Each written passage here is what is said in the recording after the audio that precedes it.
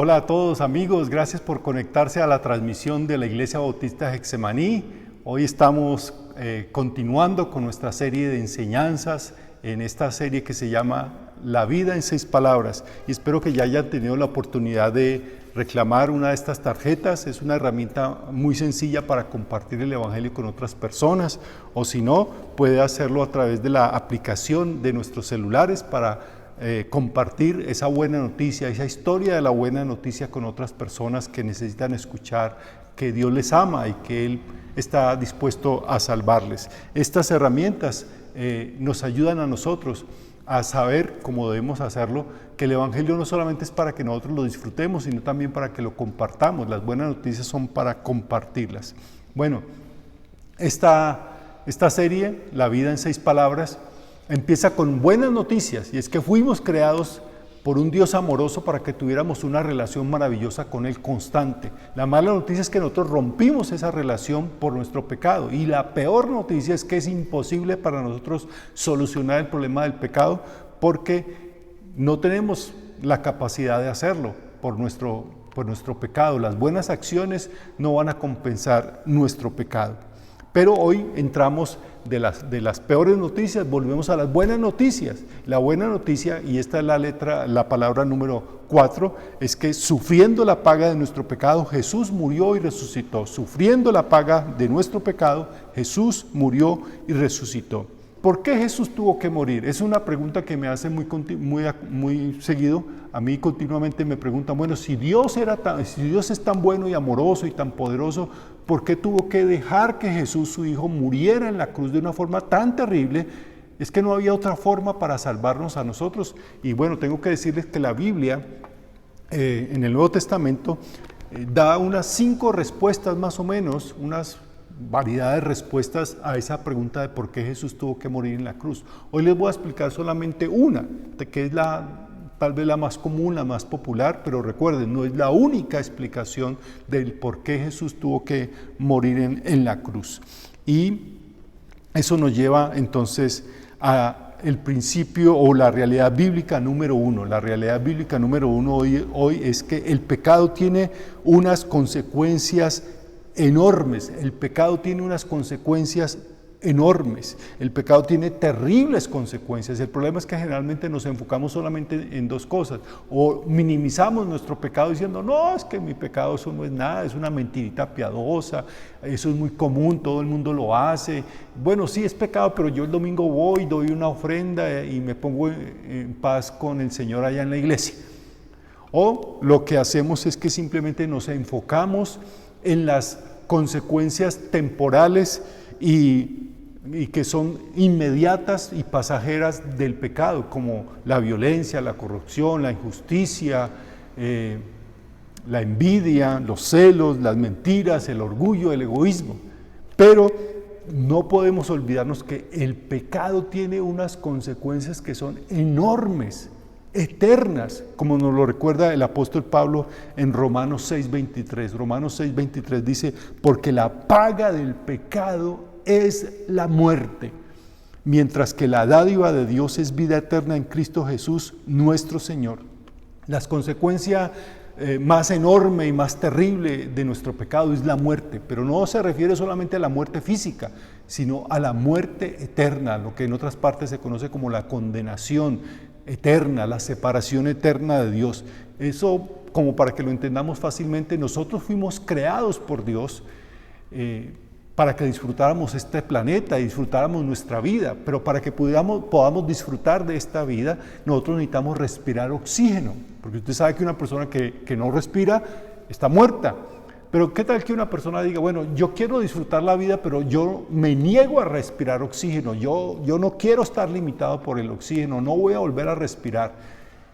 Y deja de respirar, o de pronto con todos los adelantos tecnológicos sale del planeta y va al espacio donde no hay oxígeno. Y usted sabe qué va a pasar a una persona que no respira oxígeno, se va a morir, porque este cuerpo fue diseñado por Dios para funcionar conectado al oxígeno. Necesitamos el oxígeno. Nosotros fuimos creados por Dios para disfrutar la vida, vivir y disfrutar la vida conectados con Dios. Y cuando por culpa del pecado nos desconectamos con Dios, pues empezamos a morir, no vamos a disfrutar la vida. Es como si a nuestro cuerpo le faltara el oxígeno. Muerte segura. Si nos desconectamos con Dios, con seguridad vamos a morir. El pecado nos desconecta con Dios, y cuando nuestra vida está desconectada con Dios, perdemos el propósito y el sentido de nuestra vida. Estamos siempre pensando por qué vivimos, para qué vivimos. La vida se vuelve pesada, se vuelve una lucha, perdemos la esperanza y al final inminentemente será la muerte. Y eso nos lleva a la realidad bíblica número 2. Jesús decidió llevar las consecuencias de nuestro pecado. Jesús decidió llevar las consecuencias de nuestro pecado. Como decíamos en la enseñanza anterior, la semana pasada, nosotros como Adán y Eva, cuando pecaron por primera vez, ellos intentaron, como nosotros también, solucionar el problema del pecado por sus propios medios. Por eso, cuando se dan cuenta que han pecado y están desnudos, los hace conscientes de su realidad, tratan de ocultar su vergüenza con unos vestidos de hojas de algunas plantas. Y ese es el primer intento del ser humano por resolver sus problemas, su problema del pecado por sí mismo. Nosotros los seres humanos a lo largo de la historia hemos intentado remediar el problema del pecado, por ejemplo, con buenas acciones, solucionando el problema con buenas acciones, creyendo que las malas acciones se compensan con buenas acciones, pero eso no funciona así. O inventamos religiones. Las religiones simplemente son como escaleras que inventamos nosotros los seres humanos para llegar al cielo por nuestros propios medios, pero de nada sirve. O simplemente inventamos o ideamos razonamientos que nos ayudan a mitigar nuestra culpa y nuestra vergüenza, o simplemente evitamos el tema y no queremos hablar de esto, pero nada de eso soluciona o resuelve el problema del pecado, porque eso es como tratar de hacer nuestra propia cirugía. Piense por un momento que a usted le diagnostica al médico que tiene un problema del corazón. Tal vez una válvula o alguna parte de su corazón no está funcionando bien y no está bombeando correctamente la sangre.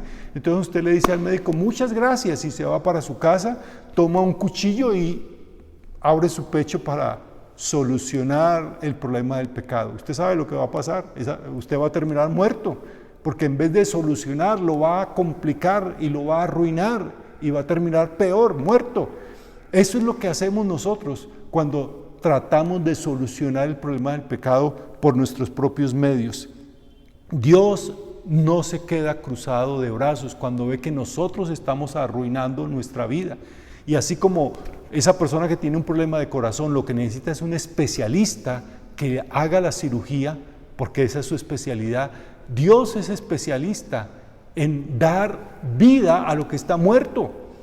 Y por eso Él es el especialista, no se quedó con los brazos cruzados e hizo algo para remediar en forma definitiva el problema del pecado. Y de eso es que nos habla Juan 3:16, el versículo probablemente más conocido de la Biblia y que más personas se han memorizado en el mundo. Juan 3:16 dice así: porque de tal manera amó Dios al mundo que ha dado a su Hijo unigénito para que todo aquel que en Él cree no se pierda, mas tenga vida eterna.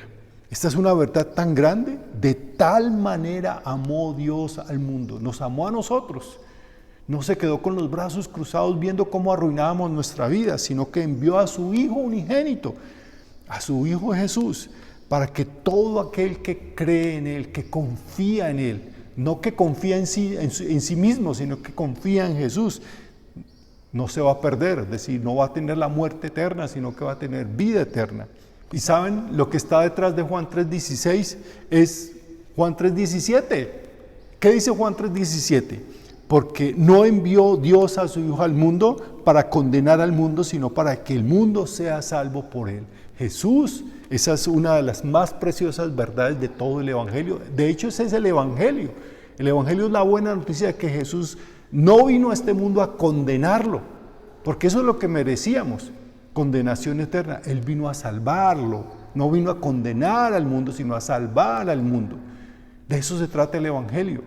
Ahora, recuerden, la paga del pecado es muerte. Entonces Jesús muere por nosotros, para darnos vida. Jesús muere porque decidió cargar con nuestro pecado, con la culpa de nuestro pecado, con la paga de nuestro pecado, que es la muerte. Por eso muere Jesús. Las religiones no dan vida. Mire, si hay algo claro en la historia, y si usted lee la historia, es que a lo largo de los siglos, lo único que ha hecho la religión es dejar millones de muertos. La religión no da vida, Jesús da vida. Las buenas acciones no dan vida. Las buenas acciones de pronto dan prestigio y de pronto dan arrogancia en las personas, pero no dan vida. Solo Jesús da vida. Porque esto es lo que dice el apóstol Pablo en 2 Corintios 5:21. Al que no cometió pecado alguno, por nosotros Dios lo trató como pecador para que en él recibamos la justicia de Dios. Jesús, que era sin pecado alguno, fue tratado por Dios como pecador, como uno de nosotros, para que nosotros recibiésemos la justicia de él, para que Dios nos tratara a nosotros como si fuéramos justos. Ahora, solo Jesús nos da vida. Solo Jesús nos da vida porque Jesús muere, pero la muerte no fue el final. La muerte no fue el final para Jesús. Ustedes y yo sabemos eso, y eso nos lleva a la realidad bíblica número 3 de hoy, que dice que Jesús triunfa sobre la muerte. Jesús triunfa sobre la muerte. Volvamos a leer Romanos 6:23, pero enfoquémonos en la segunda parte. Dice así: porque la paga del pecado es muerte, mientras que la dádiva, es decir, el regalo de Dios, es vida eterna en Cristo Jesús, nuestro Señor. Jesús es un Salvador que da vida, porque está vivo. Jesús es un Salvador que da vida, porque está vivo. Y eso nos lleva a la realidad de la resurrección. La realidad de la resurrección es la base, el fundamento que soporta toda nuestra creencia y toda nuestra fe. Por eso es que fue tan importante para los escritores del Nuevo Testamento. Hechos 1:3 nos dice lo siguiente: después de padecer la muerte, hablando de Jesús, después de padecer la muerte, se les presentó dándoles muchas pruebas convincentes de que estaba vivo. Pruebas convincentes de que estaba vivo. ¿Notaron esa expresión? Pruebas convincentes de que estaba vivo. Durante 40 días se les apareció y les habló acerca del reino de Dios. Como digo, todo nuestro sistema de creencia y de fe está soportado, está fundamentado en la resurrección de Cristo.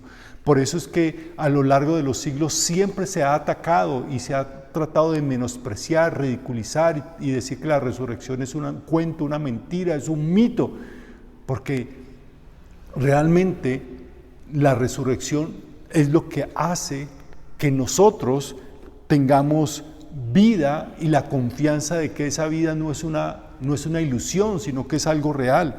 Jesús, como lo hemos leído, las pruebas están ahí, fue visto a lo largo de 40 días después de su muerte y resurrección. Durante 40 días la gente lo vio caminando en las calles de Jerusalén como una persona viva, y por lo menos 12 veces diferentes se apareció en lugares diferentes y fue visto por más de 500 personas a la vez, más de 500 testigos de la resurrección. Por eso decimos que la resurrección, y esto es muy importante, la resurrección es lo que hace posible que el Evangelio sea una buena noticia. La resurrección es lo que hace posible que en verdad el Evangelio sea eso, una buena noticia, porque Jesús está vivo. No es la mala noticia de alguien que murió, sino la buena noticia de que alguien resucitó y que ese es nuestro Salvador que está vivo. Por eso el apóstol Pablo resaltó tanto, entre todos los otros apóstoles también, la resurrección como un hecho que da esperanza y que realmente pone solución, da solución al problema del pecado. Eso lo leemos en 1 Corintios 15, del 1 al 8, dice así: ahora, hermanos, quiero recordarles el evangelio que les prediqué, el mismo que recibieron y en el cual se mantienen firmes. Mediante este evangelio son salvos si se aferran a la palabra que les prediqué. De otro modo habrán creído en vano. porque ante todo les transmití a ustedes lo que yo mismo recibí, que Cristo murió por nuestros pecados, según las Escrituras, que fue sepultado, que resucitó al tercer día, según las Escrituras, y que se apareció a Cefas, es decir, a Pedro, y luego a los 12. Después se apareció a más de 500 hermanos a la vez, la mayoría de los cuales viven todavía, aunque algunos han muerto. Luego se apareció a Jacobo, el hermano de Jesús, más tarde a todos los apóstoles, y por último, como aún nacido fuera de tiempo, se me apareció también a mí. Jesús muere como pecador, pero Jesús resucita como triunfador. Y eso es una verdad del Evangelio. Jesús muere como pecador, pero resucita como triunfador, para que usted y yo también fuéramos triunfadores. Por eso Colosenses 2:13 nos dice lo siguiente: ustedes estaban muertos en sus pecados. Está describiendo la condición de todos los seres humanos que somos pecadores. Recuerden, la paga del pecado es muerte. Ustedes estaban muertos en sus pecados, sin embargo, Dios nos dio vida en unión con Cristo al perdonarnos todos los pecados. ¿Cómo podemos tener vida si estábamos muertos en pecado? ¿Cómo se le puede dar vida a un muerto? Pablo lo dice, en unión con Cristo. Cuando nuestra vida se une a Cristo, esa condición de muerto que estábamos teniendo desaparece, porque Jesús es un Salvador vivo y por eso da vida. Jesús muere por nosotros. Jesús muere para librarnos de nuestro pecado. Jesús muere para llevar la culpa, la consecuencia de nuestro pecado, y Jesús resucita para darnos una nueva vida. Ahora, le pregunto, ¿tiene usted ya esa nueva vida? Esa nueva vida que podemos tener solamente en unión con Cristo, no a través de una religión, no a través de las buenas acciones, no a través de lo que nosotros mismos podamos hacer. Le pregunto, ¿tiene usted ya esa nueva vida? ¿Quiere disfrutar a partir de hoy? Porque hoy es el mejor día para empezar a disfrutar de esa nueva vida. Si usted lo quiere hacer, hoy puede empezar a vivir esa nueva vida. Usted no tiene que esperar que muera. El cielo empieza aquí, no allá cuando muramos. El cielo empieza desde que nosotros aquí decidimos colocar toda nuestra confianza en el Señor y empezar a seguir a Jesús. Y si usted hoy quiere hacerlo, déjeme hacer una oración por usted. Esta oración no es lo que lo va a salvar a usted. Lo que lo va a salvar a usted es creer, confiar en el Señor, tomar la decisión de empezar a seguirlo y vivir para Él. Pero yo quiero orar por usted para que Dios le dé el valor y la confianza de tomar esa decisión. Oremos. Padre, muchas gracias por darnos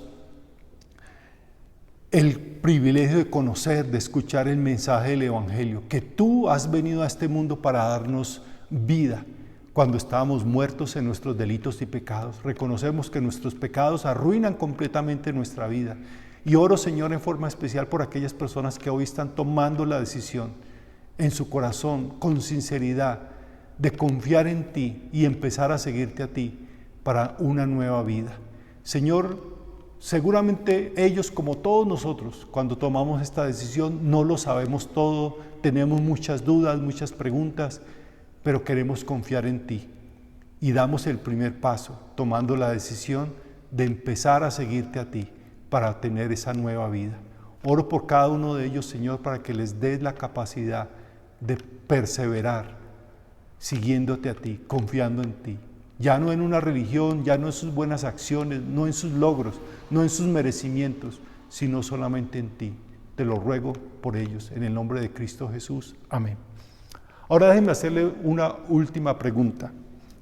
¿Puede pensar en alguien que necesita escuchar esta buena noticia del Evangelio? Alguien que está necesitando escuchar que puede tener perdón de sus pecados, que puede empezar una nueva vida a través de Jesucristo. Puede pensar en alguien en su círculo familiar, de amigos, de compañeros de estudio, de trabajo, de vecinos. ¿Puede pensar en alguien? Yo sé que sí, todos tenemos alrededor de nosotros personas que necesitan escuchar la buena noticia del Evangelio. Y yo le voy a pedir que oremos por ellos. Vamos a orar ahora mismo por ellos y por usted también, para que usted sienta la carga de compartir, la necesidad de compartir el Evangelio con estas personas, que Dios le dé la valentía, la audacia de compartir sin temor la historia de lo que Dios está haciendo usted, porque eso es el Evangelio. El Evangelio no es decir una cantidad de cosas que usted se aprende de memoria, es contar la historia suya con Dios, de lo que Dios está haciendo, y estas tarjetas le pueden ayudar. Por eso le digo siempre que lleve dos, una para usted y otra para la otra persona, que son simplemente herramientas que le pueden ayudar a contar mejor su historia con el Señor, y que Dios le dé la oportunidad de hacerlo. Puede ser a través de estas tarjetas o puede ser a través de la aplicación de su teléfono móvil, para que pueda compartir el Evangelio con estas personas. Entonces oremos por esas personas también. Padre, muchas gracias por darnos el privilegio de conocer la buena noticia del Evangelio y poder disfrutarla. Pero Señor, también tenemos una carga por aquellas personas que todavía no tienen esta nueva vida, que están viviendo, Señor, desconectados contigo, y nosotros sabemos que cuando nuestra vida está desconectada de ti, va hacia la muerte. Oramos por nuestros amigos, por nuestros familiares, por aquellas personas que hemos pensado que necesitan de escuchar esta buena noticia. Danos, Señor, la necesidad, la carga de compartir la buena noticia con ellos. Danos la valentía de hacerlo sin temor, y sobre todo danos la oportunidad de hacerlo, que podamos tener un momento adecuado y no perder la oportunidad para compartirles el Evangelio, la buena noticia. Señor, nosotros queremos disfrutar esa buena noticia, pero no solamente quedarnos con ella para nosotros, queremos compartirla con tantas personas que están viviendo vidas llenas de desespero. Por favor, danos la oportunidad y abre el corazón de estas personas, las mentes de estas personas, para que escuchen con atención, con sabiduría, y que tomen la decisión de empezar a seguir tu camino. Te lo rogamos en el nombre de Cristo Jesús. Amén. Bien, mis hermanos, amigos, muchas gracias. Que pasen un lindo día. Descansen. Chao, chao.